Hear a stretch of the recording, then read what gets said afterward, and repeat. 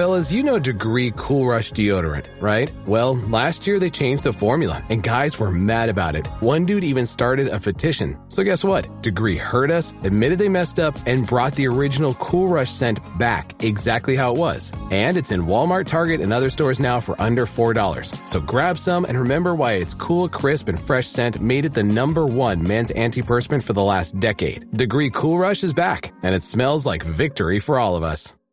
The last thing you want to hear when you need your auto insurance most is a robot with countless irrelevant menu options. Which is why with USAA Auto Insurance, you'll get great service that is easy and reliable, all at the touch of a button. Get a quote today. Restrictions apply. USAA. I think you're on mute. Workday's starting to sound the same. I think you're on mute. Find something that sounds better for your career on LinkedIn. With LinkedIn Job Collections, you can browse curated collections by relevant industries and benefits, like flex PTO or hybrid workplaces, so you can find the right job for you. Get started at linkedin.com/jobs. Finding where you fit. LinkedIn knows how. From the Fifth Quarter Studio in Madison, Wisconsin, you're listening to High School Hoops with your hosts, Steve Collins and Jake Stager. Hey everybody, welcome to High School Hoops episode 107. So very excited about the podcast today. We're going to be talking to John Wheeler about the Princeton offense over the next month. It's going to be really cool. You know, what is the Princeton offense? What's the number one problem coaches have? Before we jump into that, I'd like to give a big shout out to our two sponsors. First of all, Dr. Dish, the #1 shooting machine on the market. Can't imagine a better time to go get one right now in the COVID world. Go over and check out, give those people a call, tell them that Coach Collns and Coach Unplugged in High School Hoops sent you, and they'll give you $350 off your next purchase. Also, go over and check out teachhoops.com for coaches who want to get better. I can tell you right now, I met my programmer next Friday. We're going to be going up 15-20% on prices. I have unbelievable materials going up. I have a roadmap. I have 50 hours of clinic on, the great thing about some of the stuff I have right now that I'm putting up is it's on the floor. It's clinic based. It's not these Zoom meetings, which are great, but putting up over 50 hours of just clinic stuff from the last couple of years, some great material. So if you're thinking of joining, go over and check that out.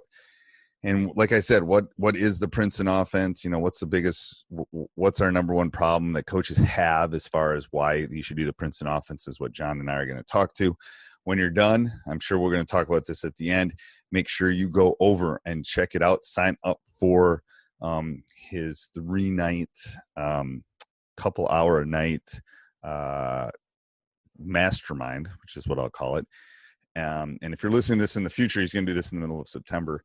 If you're listening to this in the future, you can sign up for the waiting list, but it's www.teachhoopsprinceton, which makes sense. It's Teach Hoops, that's me, and Princeton, so teachhoopsprinceton.com, and they'll send you to the waiting list. You can sign up for it. All right, let's head off to the podcast.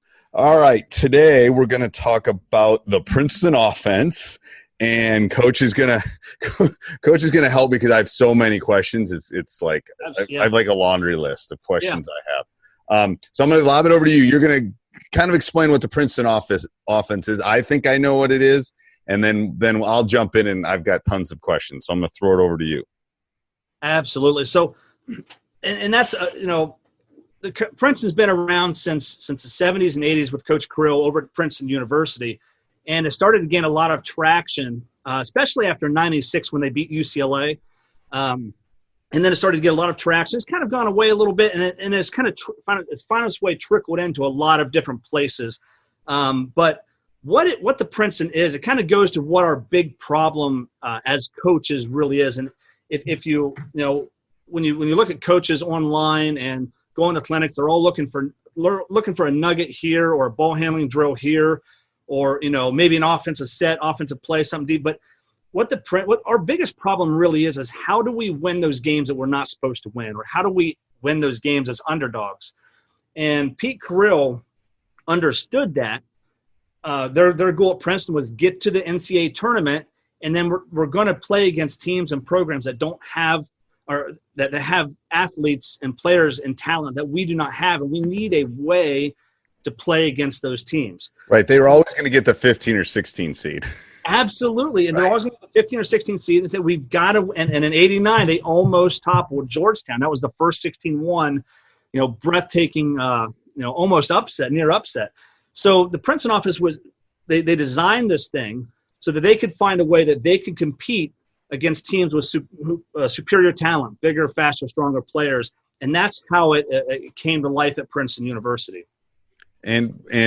So who's running it now? That's my question. Yeah. So, and I don't follow a whole lot of little schools. So I was always influenced starting out with a little bit of Princeton and the Air Force Academy. It was just after Joe Scott left Air Force and went to Princeton. Okay. But the big team's running it right now. Bill Carmody was at Northwestern, but he's retired. He was at Holy Cross for a while, I think. He was at Holy Cross for a couple of years. Yeah, then I think he stepped down. Chris Mooney is probably one of the top coaches running at Richmond. And Joe Scott just got hired back at the Air Force Academy, which I am super excited for. I went actually when I got hired on as a head coach for the first time. I was 25 years old. I flew out to the Air Force Academy and watched them. He wasn't the coach at the time, but I was able to watch their practices for a week and talk to the coaches. Those are the two main ones that I watch. I think there's a couple teams, San Francisco, out in California, and then there's another team out there just slipping my mind. There's a handful, but there's not. When I was learning it was Northwestern. It was with Bill Carmody. It was Air Force with Joe Scott, Princeton University, and then John Thompson III was coaching it at Georgetown. And those were the big guys. Those were the inner circle guys. And Jimmy Tillett was one of those guys too. Is Jimmy Tillett still coaching? He was at Samford back when I was learning it as well. But I don't know if he's still coaching or not. And how many? And what do you think a lot of high school programs run it? No, I was my first head coaching job was in 2008, and no one was running it. So I'm in Central Ohio, Steve, and I would say I probably know 4 or 5, but only a couple that run it. What a lot of coaches are doing now, they're taking bits and pieces, but they don't run the entire system. Right. They'll just run the Chin series, or they'll just run a couple backdoor stuff that they get out of it, but they don't run the entire system.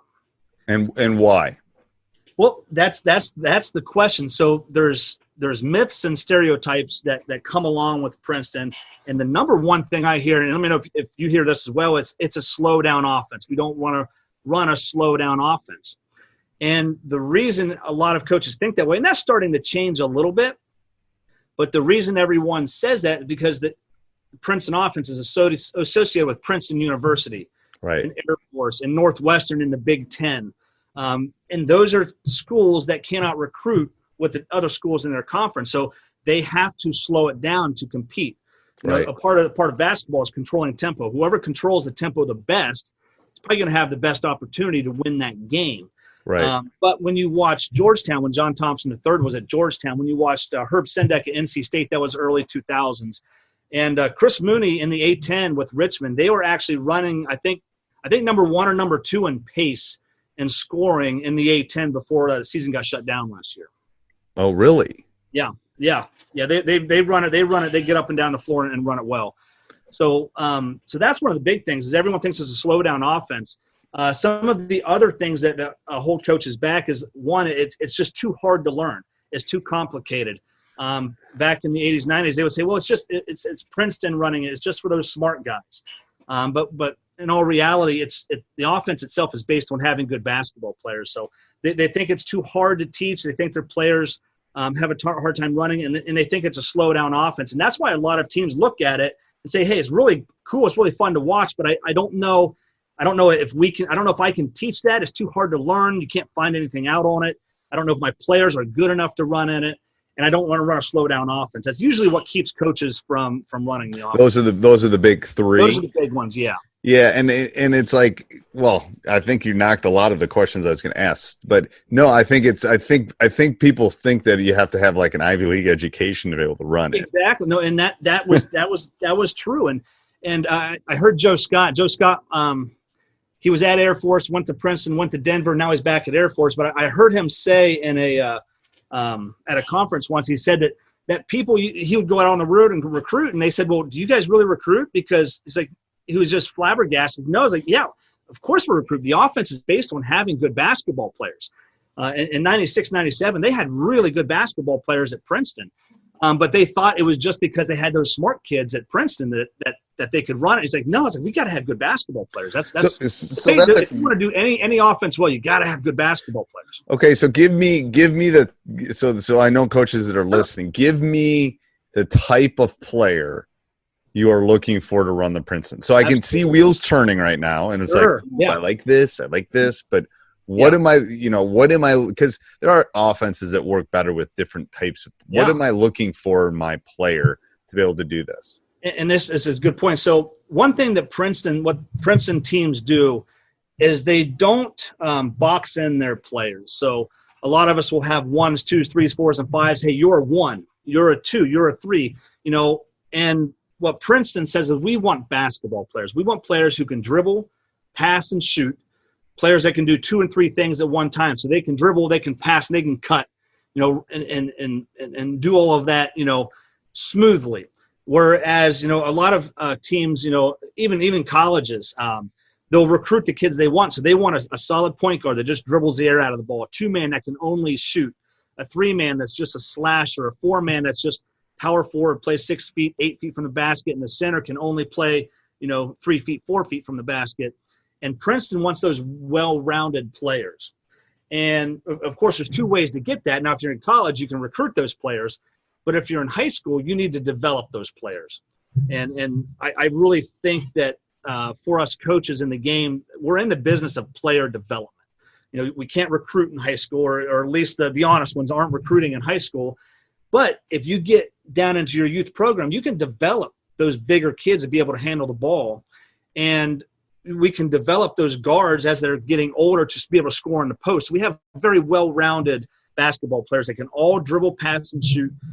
Tough kids, they're like kids with chip on their shoulders, that they've got something to prove. And I think we all love coaching those types of players. So what happens? So I agree. In the utopian world, so let's say I've got a big guy that can't come out away from the basket, or I have, I'm in a small school and I've got a couple guards that just aren't real good with the ball. Yeah. And I still run the Princeton. Absolutely. And I tell you, that goes to another reason why coaches, that's not one that we talked, not one of the big ones, but that's one that's like, well, they'll say, I don't have the player. So if you don't have a 5-man that can step out and shoot the 3, there's so much in this offense. And I printed off my playbook, everything I've done through the years. It's about 70 pages right now. You can, if you know or know enough of the offense, you can adjust. You can remove this set and series. So if you want to run, say, the point series or the open series that involves a 5-man being on the elbow and the perimeter, you can skip those series out completely and just run stuff that's low post and chin. Or you can combine different sets and series, or we can even so a lot of coaches that I've been working with and say, well, coach, but I don't have a post player. Can we run this small ball? I say, I've got a 6'3", 6'4" kid that's going to run the post, but I don't want him to touch the ball. Well, you can manipulate and you can adjust the Princeton offense to your players in that way, where say, okay, let's run low post, but don't throw it down there, because the secret about Princeton, there's always a next step. There's a move and a counter move, just like you would tell your guards and your players, hey, you need a move and a counter move to score. Well, Princeton's got a move and a counter move, and if they take that away, there's another counter. So if you have a 5-man that can't score, or you don't want to throw it to, we won't throw it down there, but we'll run the next. We'll run point next, or we'll do what we call 1-time, 2-time. We'll get back into a chin, or get back into low post, or get back into point, get into a different series. And if you have the 5-man that cannot run, that cannot shoot the threes, cannot dribble the ball, then we'll hammer our low post stuff. We'll throw it down there in the low post, and then we'll transition or phase into the next sets and series as those get taken away as well. So it's a lot of coaches say, they always want to change their offense every year. You see that a lot. They're saying, well, now read and react's hot, and now flex is hot, and flex is starting to come back a little bit, but now I want to run a set play offense. And what I like that consistency. So your players come in already knowing what to expect. They already know how to play the game. I consider Princeton kind of like a structured motion. Okay. You know, I like that. Yeah, I like that. It's not a pure motion like old Bobby Knight in the 80s, but it's structured. And you can adjust and change that to mold and fit your players. So here's another question. Can you run this out of a break? Like from our break into the Princeton offense, does that work? Because I never really saw Princeton do that very often. But no, they didn't. And the reason you didn't see Princeton do that is because Princeton's not a transition team. But you see Richmond do it. You saw Georgetown and NC State do it back in the early 2000s when they were running it. And one thing I did at the high school level is my third year was the year that we really took off. I got the head coaching job, and then that third year is when our juniors and seniors were really good, and we were very guard heavy. So what we did is we wanted to run what some coaches, I wouldn't call it, a lot of coaches call this the hybrid Princeton. What I do is I just combined a couple different offenses. So we were very guard heavy. We wanted to run. We were a pressure defensive team. So what we said, hey guys, we get a defensive rebound, a steal, or even an inbounds, let's go dribble drive first. So we would put our guards down in the corner, and we would run some dribble drive action that would flow seamlessly into our low post stuff, so that we could get out on the break and transition, and we would get right into our low post stuff. I've seen some other coaches. You can also run, if there's a secondary break, you push the ball to the floor, defense gets back, and you want to run some kind of stagger screen and duck in. Well, you can do all of that and see if you can get a three, see if you can get a duck in for your big. And if you don't do it, we'll just throw it to the wing, cut through, and we're into our Princeton. Or throw the guard to guard and get into our chin. There's always a way, if you plan it and put it together right way, where you can mold a set play or a quick hitter and just flow right back into your Princeton, especially out of transition. So let's say I'm at a small school and I only got two good players. Can I run the Princeton? Yeah. And here's the thing. So here's the way I think about it. It was kind of the way that I was going through, because I was an assistant for 7 years before I got my first job. I was like, when I become a head coach, what am I going to do when I don't have those players? And if you, it doesn't matter if you run a set play offense with two good players, what does a better team do? They take those two players away. If you're playing, I'm going to make 3, 4, 5 beat me. That's what exactly. And those teams get slaughtered. They get beat. If that other team is superior, especially athletically, they're going to take those two players away. Especially if your two best players is just maybe you got a kid that shoots 60% from the three, but if you got a kid that can lock him down and he can't get open, you take that kid out of the game. Same thing if your other best player is your point guard, but if their point guard is quicker than yours or 4 inches taller and longer, they can bother them, take them out of the floor. So our philosophy is we want to develop that 3, 4, and 5 kid, and we want, because your top two players can get theirs on their own unless they're being targeted. The way I feel about it. But if those 3, 4, and 5, if you can use a system to help, they can't score on their own, Steve. But if you can use a system that will put them in positions where they can get a good look at three, or where they can get the defense off balance using some kind of misdirection, get them a driving angle of the basket. Now the rest of that defense has got to be honest. And if that defense has got to be honest, they can't double that best player. They can't play a stop or like a no help on those two guys, because your other three are going to be able to run that offense and execute. So I think what Princeton does is it keeps that defense honest, and it makes you focus on all 5 players, because your two best players now, and let's say in a system where the ball is in their hands 80% of the time, that better team's going to take them away. And Princeton, the ball is in everyone's hands pretty much equally.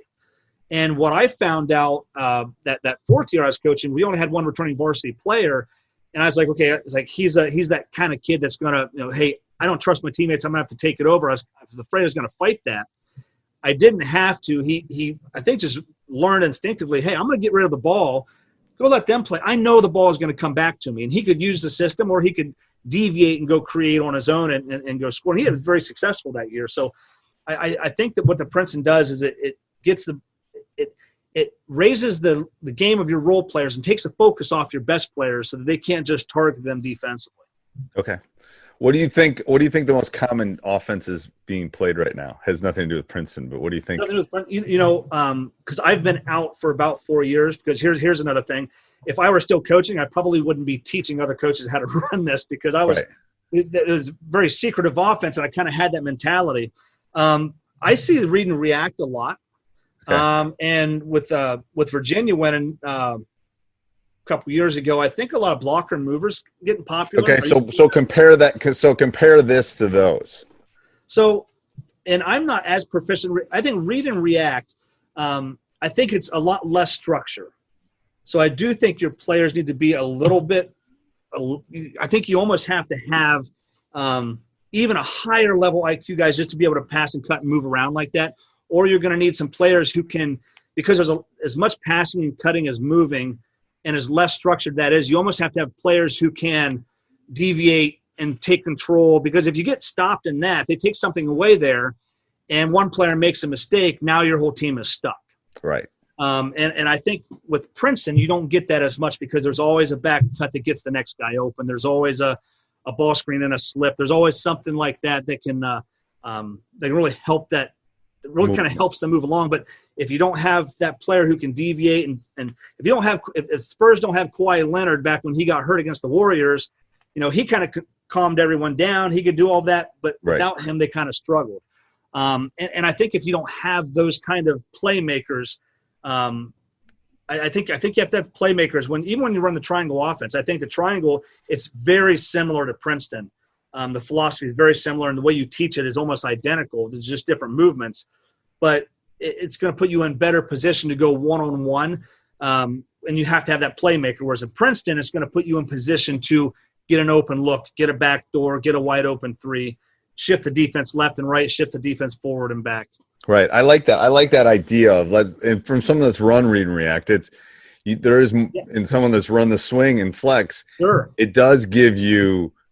It gives you almost too much freedom sometimes. Yeah. And I love that maybe this is a perfect mix between it's kind of like you want to have control, but you want to have too much control. So we'll put our offense in, but I'm not on the sideline telling our kids what to run. Right. Because we'll have certain players that want to run point screen away. And I'll have another player that likes getting into open. And I'll have some role players, though, once they get the ball in a certain spot, they're like, this is not my spot. I'm going to run and do the next thing in the offense and wait until the ball gets to my spot. Hey, now I can attack. Now I know how to score off this one. This is where I'm good. Your players, what they do is they learn, especially your role players, they learn where to they're going to get their shots, the shots that they can make. They know where they're going to get. They know when the ball is coming to them. They know when they can drive, or when, if they're not a driver, they know when they're going to get their wide open look. So I think it's where read and react's a little bit freer. If I've got that role player that catches the ball in a spot that he's not comfortable with it, you got to have a way to get the ball back out of his hands and keep running your offense. I like that. All right, so let's talk about how people can learn more about this. I'm going to sign. If Nate, before you do this, Nate and John, my two assistants, for you listening, I'm going to sign you up. So just how I can learn more about this. Yeah, so we are actually putting together a free 3-day training. It's a 3-day mastermind. We call it a mastermind because we're doing it live and we're getting feedback. And we're going to do that here probably in a month or so. Okay. But to learn when that's going, we haven't picked the date, but to learn when that's going, go to teachhoopsprinceton.com. Okay. And either register or sign up on the wait list, and then we'll send you an email when you can do that. And we're going to do as much we're going to teach as much Princeton as we can in 3 days, about an hour and a half, 2 hours a day, and just get as much as we possibly can. So you'll give them enough that they will kind of know. This is what I talked to Coach about. I said, if you're going to do this, you got to give enough that the person knows that they should either walk down this road or not walk down this road. Overwhelmed. Right. We're going to really get the fundamentals and foundation down, so you can kind of look and say, okay, see, I can see that makes sense. I didn't think I could do it, but I see how you break it down slightly. I don't think my players can do it, but okay, now I understand better how I can run this with my players. Right, and to be honest with my audience, some people will come to that and they'll sit and watch all 6 hours, and it might not be right for them this year. Sure, that's okay. Sure. I mean, that's okay. Absolutely. But I think after that, you're going to know this is the right fit or not the right fit. I mean, that's what we want. Yeah. Absolutely. And one of the big problems, coaches don't want it because they think it's very complicated. And I've really tried to break it down simple so it's easier to understand, because it is very complicated. If you go talk to a Princeton guy, if you go talk to Joe Scott, or you go talk to one of those guys, they have their own language. And Right. I've adopted a lot of their language, but tried to simplify it a lot, where you wouldn't understand it at all when you talk to them. But when you talk to me or watch me on the board, I'm going to break it down a lot easier so you can understand it. So, Well, I think that's really important too. Language is so important. Yes, and it is. How you talk about things is important. And I think you'll be able to get some of that language things down in those three. Yeah, and there's a lot of different ways. There's I don't know, Coach, if you're familiar with Jim Burson. He's one of the guys that really started sharing the offense back in the late 90s, early 2000s. But they called the language that they use, and I'll talk about that on the 3-day. You'll have to come and see that. But the language he uses is completely different from the language the Princeton guys use, and I'm kind of in the middle. Because there's a lot of good stuff here, a lot of very detailed, complicated stuff there, and I wanted to break it down so it's as easy as possible to put this in. It was great. It's great. It will be a great mastermind. So thank you, Coach. That's perfect. Thank you. Yep. Hey, everybody. I hope you're enjoying this. If you are, maybe go over and check out Coach Collins' other podcasts, Teacher's Side Gig and High School Hoops. Subscribe, leave a 5-star review. Maybe. And then also you can go over and check out teachhoops.com for coaches who want to get better. All right. Have a great day. This podcast is part of the Sports Social Podcast Network.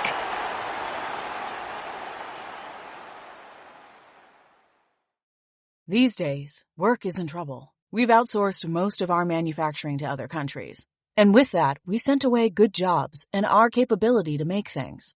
American Giant is a clothing company that's pushing back against this tide. They make all kinds of high-quality clothing and activewear, like sweatshirts, jeans, dresses, jackets, and so much more, right here in the USA. So when you buy American Giant, you create jobs in towns and cities across the country. And jobs bring pride, purpose. They stitch people together. If all that sounds good to you, visit American-Giant.com and get 20% off your first order when you use code STAPLE20 at checkout. That's 20% off your first order at American-Giant.com with promo code STAPLE20.